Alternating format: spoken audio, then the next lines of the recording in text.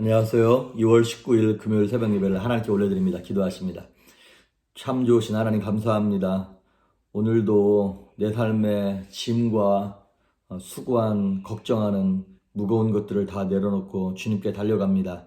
우리를 영접하시며 우리의 짐을 가볍게 하시고 주님의 능력과 은혜로 새 힘과 새 은혜를 허락하여 주시옵소서.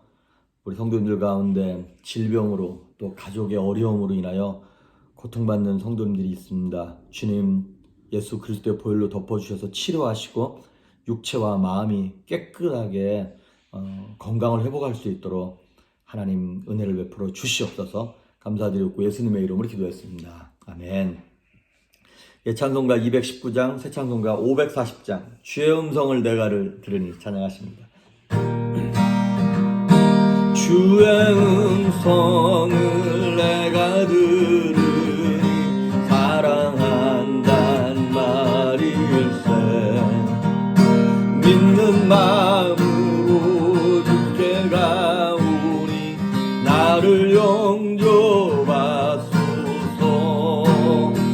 내가 매일 십자가 앞에 더 가까이 가오니 그새 주의 은혜 고백으로써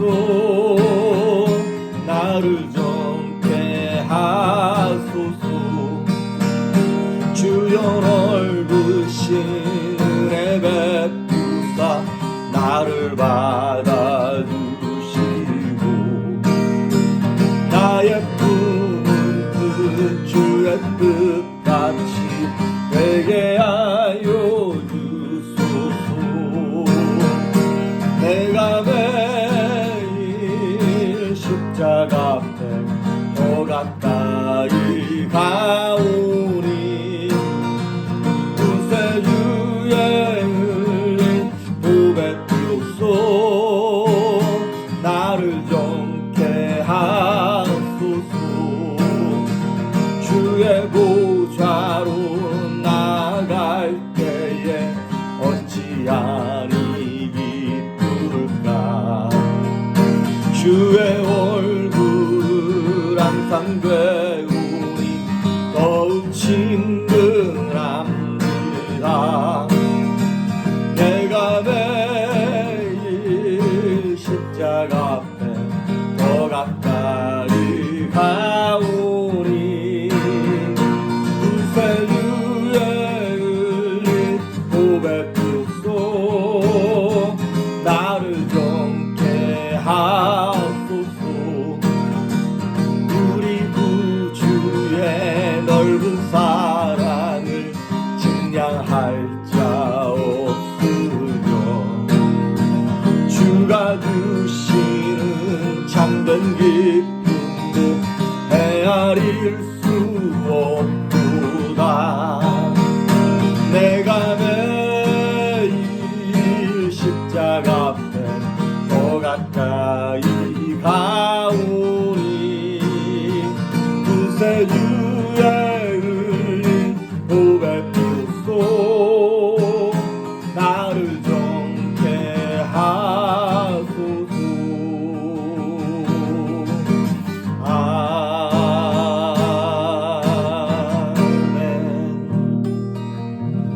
아멘.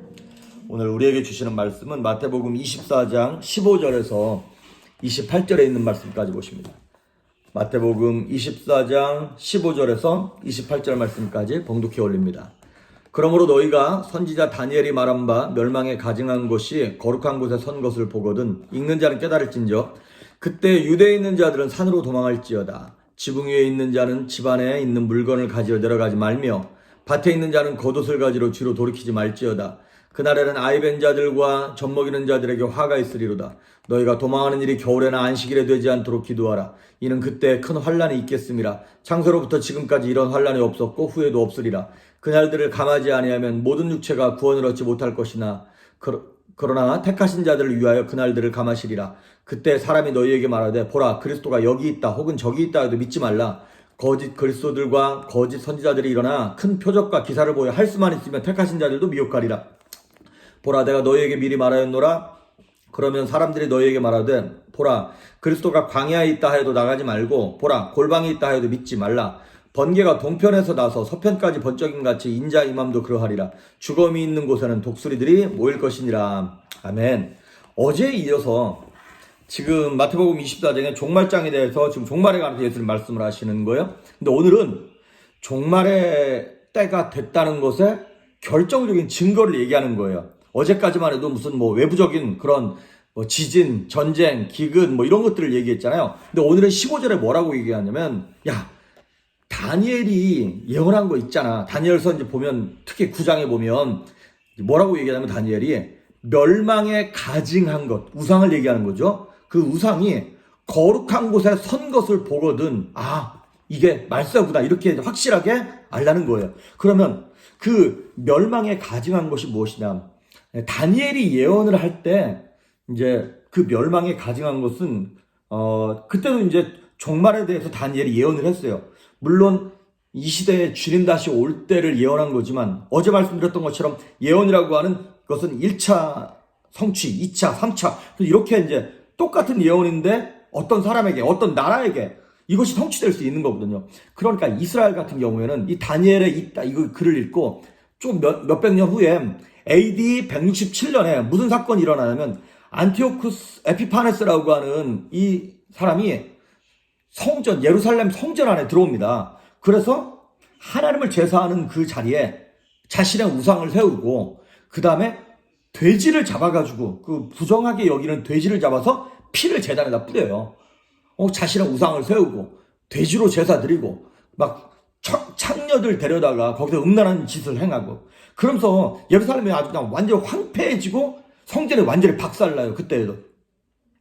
이런 것들을 다니엘은 봤던 거죠. 그러니까 1차 예언의 성취가 AD 167년에 그 에피파네스를 통해 이루는 거예요. 그리고 또 얼마 있다가 AD 나중에 시간들이 지나면서 여러 전쟁들이 일어나면서 이런 사건들이 일어나는 것이죠. 그리고 이제 멸망에 가증한 것 이게 이제 우상들이거든요. 그리고 우상일 수도 있고 아니면 우리가 가증하게 여기는 어떤 교리 아니면 어떤 인물 그런 멸망에 가증한 것이 거룩한 곳 교회에 성전에 선다는 거예요. 그러니까 여러분 막 머리에 뿔 나고 막 이런 겉으로 볼 때도 악한 사람이 적그리스도가 돼서 나타나진 않겠죠.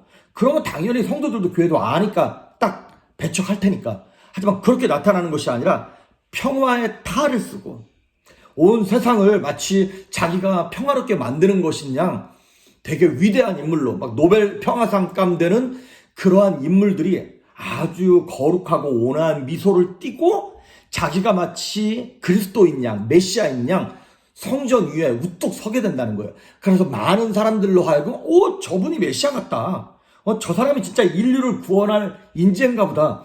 이렇게 믿게끔 만들어서 스스로를 하나님이라고 높이는 사람이 나타날 거라는 거예요. 그 멸망에 가증한 것이 거룩한 곳, 강단 위에 서거나 이분이 바로 메시아다라고 이렇게 말할 때가 곧 올 거라는 거예요. 그럴 때 어떻게 하냐? 16절. 그때 유대에 있는 자들은 산으로 도망할지어다. 산으로 도망가래요. 우리에게 하는 거예요. 유대에 있는 자들이라고 하는 성도를 얘기하는 거예요. 다른 곳으로 도망가지 말고 산으로 도망가래요. 왜 그러냐? 산은 여기서 의미하는 것이 하나님께서 예비하시고 지정하신 하나님의 피난처예요. 아브라함의 조카 롯이 소돔과 고모라가 멸망할 때 어디로 도망갔어요? 산으로 도망갔어요. 시편 121편 1절과 2절에 보면 내가 산을 향하여 눈을 들리라. 나의 도움이 어디서 올꼬? 나의 도움이 천지를 지으신 여호와께로서 온다. 그 말이 나와요. 그렇습니다. 우리가 어디로 눈을 돌려야 되냐면 하나님의 은혜가 임하는 곳으로 우리의 눈을 돌려야 돼요. 그런데 많은 사람들이 막 이 배도하는 일이 일어나고 적그리스도가 나타날 때 내가 그동안 믿고 있었던 물질로 도망가고 사람을 의지하고 내 몸뚱아리를 의지하고 우리 부모님을 의지하고 그러면 안 된다는 거예요. 그때는 무조건 예배 자리로 나와야 되고 말씀으로 달려나와야 한다는 거예요. 그러면서 17절 지붕 위에 있는 자는 집 안에 있는 물건을 가지러 내려가지 말며 밭에 있는 자는 겉옷을 가지러 뒤로 돌이키지 말라는 거예요. 지붕 위에 있다, 밭에 있다, 이건 다 뭐 하는 거예요? 지금 뭔가를 열심히 하고 있는 사람들이에요. 그런데 이 마지막 때가 딱 적그리스도가 나타났을 때 옛날에 내가 중요하게 생각했던 집안에 있는 그거 가지고 도망가야 돼. 아니면 뭐 뒤를 돌아보면서 저거 내가 가져와야 돼. 그러면 안 된다는 거예요. 거기서 말하는 집안에 있는 물건, 겉옷, 이게 다 뭘 상징하는 겁니까? 내가 집착하는 것, 내 우상, 하나님보다 우선순위에 있는 것, 이러한 것들을 붙잡겠다고 하나님 은혜 주시려고 그러는데 오늘 집회에 나오십시오. 오늘 예배에 나오십시오. 그랬는데 오늘은 우리 남편이 일찍 퇴근한다 그래서, 오늘은 뭐 우리 아들이 어디를 간다 그래서 내가 오늘 예배를 못 드릴 것 같습니다. 이렇게 된다는 거예요. 여러분, 한두 번 예배 빠질 수 있어요. 괜찮아요. 그래갖고 너무 뭐 죄책감 가질 필요는 없어요. 근데 문제는 뭐냐면, 신기하게도 평상시에 잘 있다가 가장 중요한 때에 오늘은 못하겠는데 이 말이 나오게 된다니까요. 그러니까 하나님 앞에 우선순위를 명확하게, 이건 타협할 수 없다, 이렇게 해놔야 남편도 자녀들도 누구도 우리를 바도하지 않습니다. 안 그러면 내가 매번 이거 오늘은 꼭 예배 드려야지, 오늘은 기도해야지 했는데 옆에 있는 사람들이 당신 거 나중에 해도 되잖아. 그 사람들 별로 중요하게 생각 안 하는 거예요. 왜? 내가 중요하게 생각하지 않으니까. 여러분, 돌아보면 안 됩니다. 돌아보지 말라 그랬는데 뒤돌아보다가 망한 사람이 누구예요? 롯의 아내. 소돔과 고모라가 멸망할 때 천사가 얘기했거든요. 뒤도 돌아보지 말고 산으로 도망가라고. 근데 롯의 아내가 자기가 모아놓은 그릇들, 무슨 은금, 폐물들, 내가 수십 년 동안 고생해가지고 저 사놓은 집이 얼마나 좋은 건데 뒤돌아보다가 소금기둥 됐어요. 망했다니까요. 자, 그 다음에 19절. 그날에는, 마지막 때에, 그날에는 아이벤 자들과 젖먹이는 자들에게 화가 있다. 그날에는 결혼하면 안 되고 임신하면 안 되냐? 그런 얘기가 아니라 영적으로 해석해야겠죠. 아이벤 자들. 이건 뭐냐면, 내가 누군가를 전도해가지고 그 영혼이 잉태가 되어서 새로 태어나야 되잖아요. 거듭나야 되잖아요. 그런데 내 뱃속 안에 있어. 그걸 태신자라 그래. 아직 전도를 못했고 아직 복음을 받아들이지 않았어. 그래서 내가 계속 마음에 품고 기도만 하고 있어. 여러분, 그런 사람이 주님 오실 때 그런 사람 있으면 그 사람은 구원 못 받아요. 망하는 거예요. 지옥 가는 거예요. 그러니까 그런 사람이 그때 가서 있으면 안 돼. 빨리 주님 오시기 전에 그 사람에게 전도해서 복음을 전해서 잉태가 되어야 한다는 것이죠. 출산, 해산이 되어야 한다는 것이죠. 아이벤 자들, 그 다음에 젖먹이는 자들. 자, 거듭나긴 했어.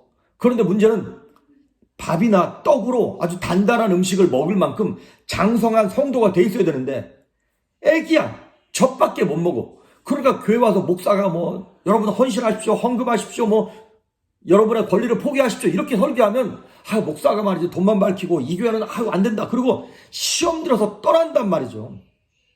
믿음이 어린 사람들, 예수님 오실 때 내 가족이, 내 자녀가, 아니면 내가 누군가를 젖먹이고 있다, 아니면 아이벤자와 같이 아직도 그 영혼 구원을 위해서 기도하고 있다, 그때는 늦었습니다. 그러니까 빨리 전도해야 돼요. 빨리 그 영혼들을 위해서 불타는 마음으로 우리가 전도해야 한다는 것이죠. 20절.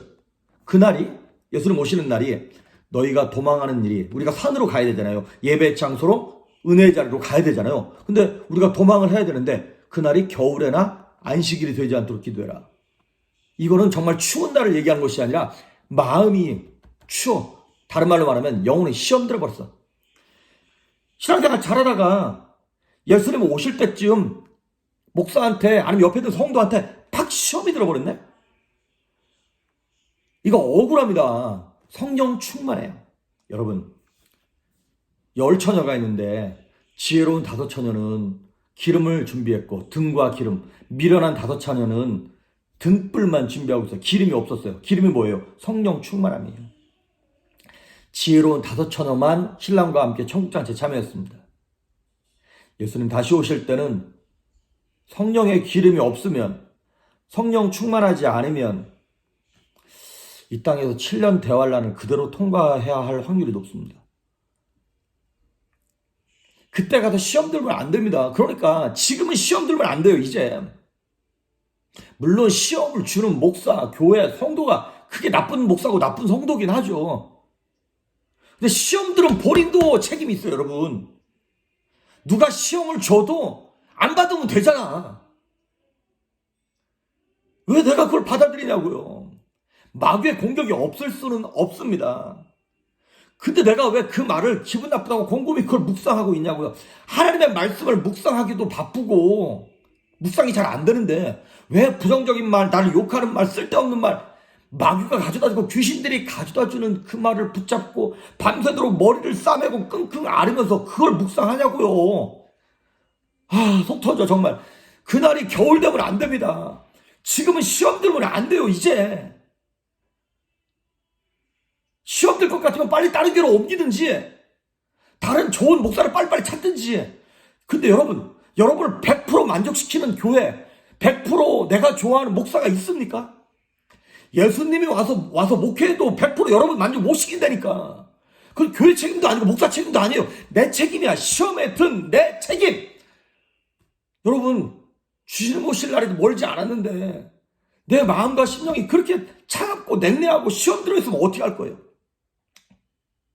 평상시에 신앙생활 잘 못해도 주님 오실 때쯤 성령 충만해 있어야 돼요. 그런데 평상시에 신앙생활 40년 동안 잘하다가 예수님 오실 때 시험 팍 들어가지고 그냥 교회도 안 나가. 7년 대환란 그대로 겪으십시오. 그러면 안 됩니다. 여러분, 시험 들면 안 돼요. 마음이 냉랭해지면 안 됩니다. 차가워지면 안 됩니다. 그리고 안식일에 도망하지 말래요. 이거 뭐냐면 율법적인 신앙생활 하는 사람들, 하나님께서 우리에게 주신 것은 자유입니다. 자유. 자원하는 마음으로 정말 주님을 사모하고 사랑하는 거지. 왜 막 룰과 규칙에 갇혀가지고 왜 그러냐고. 이거는 종의 영이에요. 하지만 우리는 아들의 영을 받았잖아요. 자녀잖아요. 그러니까 우리가 피하는 날이 겨울이나 안식일이 되지 않도록 주의하라는 것이죠. 22절. 21절 먼저 읽어볼게요. 이는 그때 큰 환란이 있겠습니다. 창세로부터 지금까지 이런 환란이 없겠고 후에도 없으리라. 여러분, 이 땅에 남아있으면 그 환란 감당할 수 없다는 거예요. 22절. 그날들을 감하지 아니하면 모든 육체가 구원을 얻지 못할 것이나 그러나 택하신 자들을 위하여 그날들을 감하시리라. 그 고난의 날을, 환란의 날을 줄이시겠다는 거예요. 그런데 이것만 보면 성도들도 어느 정도 환란을 통과하는 것 같습니다. 100% 우린 들림받고 끝나, 이게 아닌 것 같습니다. 근데 모르겠어요. 성경에는 이런 얘기도 나오고 저런 얘기도 나오니까. 하지만 어느 정도 고난과 환란을 통과하다가 주님을 만나지 않을까, 휴거되지 않을까 이런 생각을 합니다. 고난을 통과하지 않고 바로 가면 너무 좋죠. 근데 인케이스 준비해야 될 것 아니겠어요. 그러니까 어린아이가 되지 않도록, 어린아이 신앙 되지 않도록 조심하십시오. 하지만 여러분, 두려워하지 마십시오. 택하신 백성들에게 하나님께서 이길 힘을 주시고 피할 길을 주실 줄 믿습니다.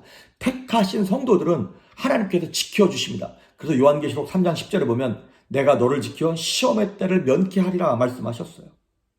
그러니까 이 모든 것을 주장하시는 하나님이 우리를 도우실 겁니다. 그러니까 두려워하지 말고 겁내지 말되 우리의 마음과 심령을 따뜻하게 뜨겁게 유지할 수 있기를 바랍니다. 그리고 23, 4, 5 이렇게 보면 적그리스도가 나타나서 기적을 나타낸대요. 거기에 현혹되지 말라는 거예요. 능력이 있다고 막 기적이 나타난다고 여러분 예수님인가?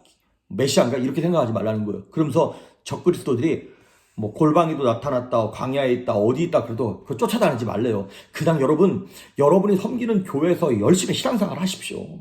여기 뭐 이 목사님 어땠다더라, 저 목사님 어땠다더라, 무슨 누구한테 기도받는 좋다더라 그런 거 하지 말고 그냥 열심히 말씀을 사모하면서 묵묵하게 촌스럽게 신앙생활을 하십시오.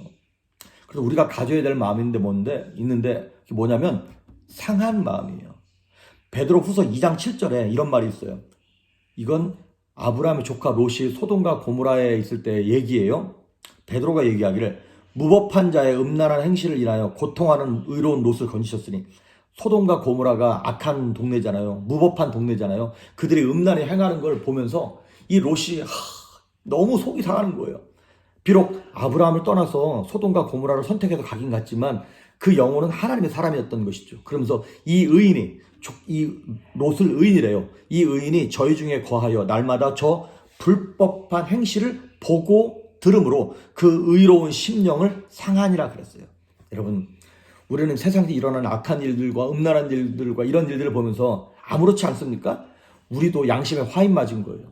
적어도 우리는 세상을 보면서 속이 상해야 돼요. 평안을 빼앗기면 안 되겠지만 이 세상이 좋다고 눌러앉으면 안 돼요. 그래서 우리는 날마다 심령이 상해야 돼요. 그래서 주님께서 상하고 통회하는 마음을 멸시치 않고 기뻐하시고 구원하신다 그랬으니까 이 상한 심령을 가지고 하나님을 날마다 사모하심으로 심령이 무뎌지지 말고 끝까지 견디고 이겨내므로 주님 오셨을 때 우리 모두가 들림받을 수 있기를 주의 이름으로 축복합니다. 기도하십니다. 좋으신 하나님 아버지 감사합니다. 주님께서 천사장의 소리와 하나님의 나팔로 이 땅에 강림하실 날이 멀지 않았는데 그날이 되기 전에 악한 적그리스도가 나타나 우리를 미혹할 것입니다. 환난을 줄 것입니다. 잘 견뎌내게 하시고 우리 주변에 아직 주님을 알지 못하는 영혼들이 있다면 빨리 구원하여 함께 천국잔치에 참여할 수 있도록 우리에게 은혜를 베풀어 주시옵소서. 상한 마음과 가난한 심령을 허락하여 주시옵소서. 감사드리옵고 예수님의 이름으로 기도했습니다. 아멘.